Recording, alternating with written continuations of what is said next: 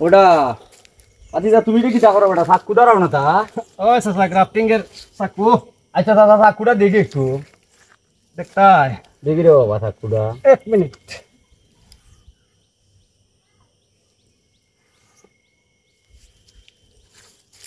জীবনে তো গ্রাফটিং করলাম রে বাবা কত তার দাদি লাম্বা দাদি বাড়ি দাদি খাসি দি এইরকম চাকু আমার জীবনে আমি দেখছি না রে বাবা দারুণ নি সর্বনাশ আমার একটা চাকু বেড়া আমি মনে হয় 3 মাস ধরে এটারে গোছাই এইরকমটা আর তো তুলতে পারছি না দেখো তাই আমার এটা এটা খাটে হই না আমি ফুসাইতে কাটি আল্লাহ বাবা শুনো এটারে বেশি করে গোস্ত হইব কিতা দিয়ে গোস ভাই এই যে বালু নি ভাই হ্যাঁ প্রথম বড় বালু দি গোস ভাই এই বালু দিয়া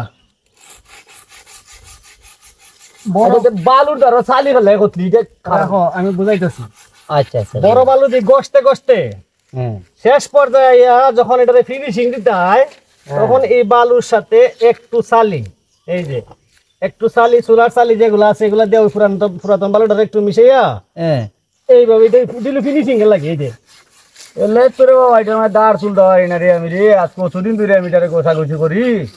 আরো দাঁড় আর অনেকে তুলতে পারি না। জানতে চায় যে কিভাবে চাকু দাঁড় দিতে হয় চাকু কি আমরা পাথর দিয়ে দাঁড় দেই না বালু দিয়ে দাঁড় দেই আমরা কিন্তু এই যে বালু দিয়ে